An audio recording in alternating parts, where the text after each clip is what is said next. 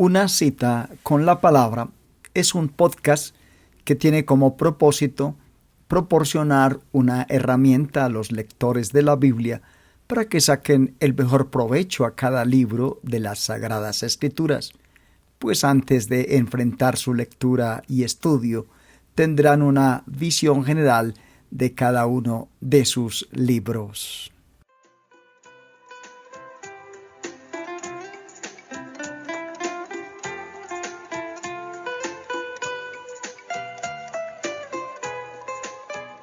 Bienvenidos a nuestro podcast, una visión general del trasfondo histórico del Nuevo Testamento, tercera parte. El gobierno de Roma comenzó con la intervención romana en la Guerra Civil Judía en el 63 a.C. En aquel tiempo Roma estableció a Juan Hircano II como rey, pero quedó sujeto a Roma. Quedó claro que el poder verdadero residía en Roma. Incluso mientras gobernó Hircano II, un idomeo, Antípater, subió en el favor de Roma. Antípater pudo situar a sus hijos en posiciones de poder en Palestina. Uno de sus hijos era Herodes el Grande. Llegaría finalmente a ser declarado rey y a ser el poder dominante en Palestina. Gobernó desde el 37 hasta el 4 a.C. Herodes el Grande fue un hombre de grandes capacidades, pero también muy malvado. La historia del surgimiento del reino de Herodes constituye un drama de extraordinarios movimientos de mezquindad política, acompañados de una sucesión de crímenes atroces, surgiendo de los celos mayormente dentro del corazón de Herodes y dirigidos contra su propia familia. Con una extraordinaria habilidad, se ganó y conservó el favor de los sucesivos emperadores romanos, sacrificando todos los escrúpulos para conseguirlo. Su reinado fue una sucesión de crímenes monstruosos hasta su muerte. La vida y el gobierno de Herodes el Grande nos lleva a los días del Nuevo Testamento, por cuanto uno de sus últimos crímenes monstruosos, el asesinato de los niños pequeños de Belén, queda registrado en el Evangelio de Mateo. La familia de Herodes siguió desempeñando un importante papel en los días de Cristo y de la iglesia primitiva. Así como hay muchos grandes sistemas religiosos e ideas en la sociedad moderna, así sucedía en los días del Imperio Romano. Cristo, los apóstoles y la iglesia primitiva confrontaron una amplia gama de religiones y filosofías. Se precisa de una breve explicación de las mismas a fin de tener una cierta conciencia del contexto espiritual en el que vivieron y ministraron el Señor Jesús y los apóstoles. Al extenderse el Imperio Romano, se dio un mayor contacto y asimilación de la cultura y religión griegas.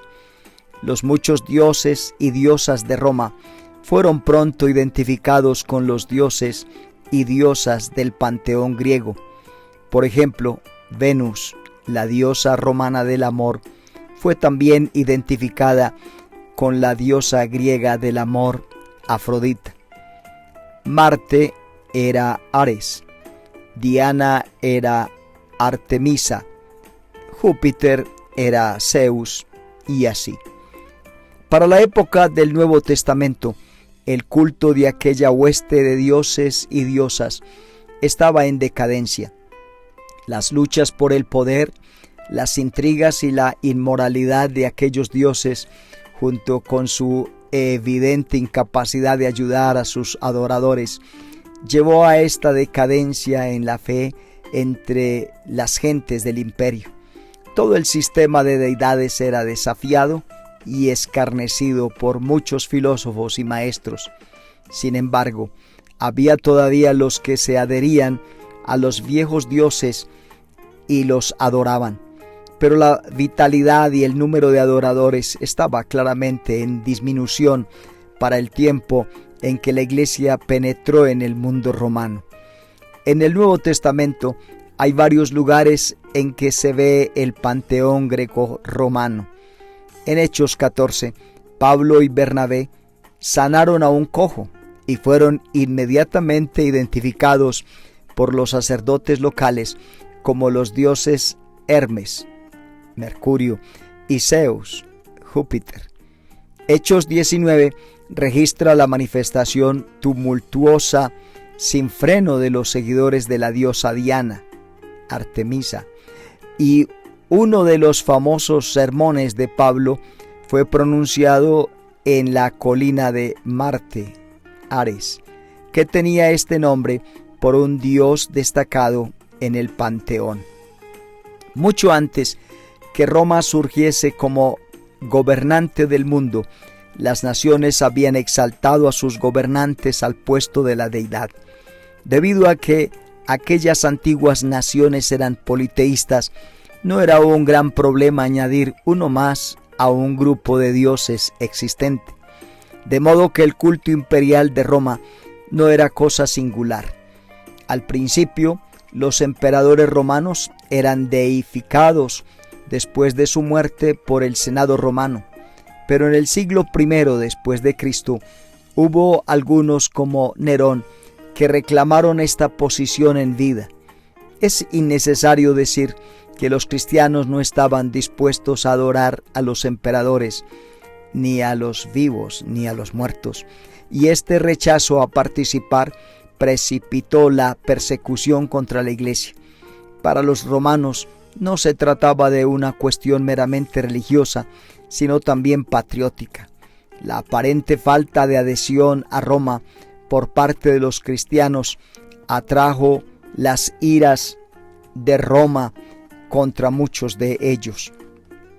Había en el Imperio Romano una gran variedad de religiones orientadas a la experiencia que caen bajo el encabezamiento de religiones de misterio. Estas religiones de misterio recibieron este nombre porque prometían una unión mística con alguna deidad para los iniciados que aprendiesen los secretos de aquella religión. En comparación al culto al emperador o a la religión tradicional del panteón, estas religiones ofrecían una fe más personal y experimental al pueblo y apelaban a las emociones más que a la voluntad o al intelecto. Se enfatizaba la experiencia de éxtasis más que a la enseñanza. Las enseñanzas que habían eran a menudo vagas y sumamente simbólicas. Aunque había una variedad de religiones de misterio, había un énfasis común. Los adherentes entraban en una unión con su Dios por medio de ritos secretos que solo conocían los miembros de la hermandad. Esta unión con la deidad garantizaba la inmortalidad de los adoradores.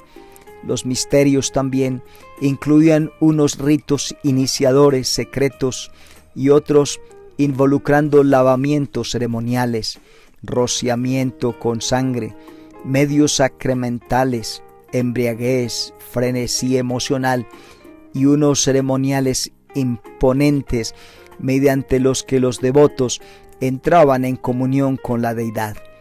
La igualdad social dentro de los misterios había ayudado a hacerlos atractivos. Esta es una visión general del trasfondo histórico del Nuevo Testamento, tercera parte.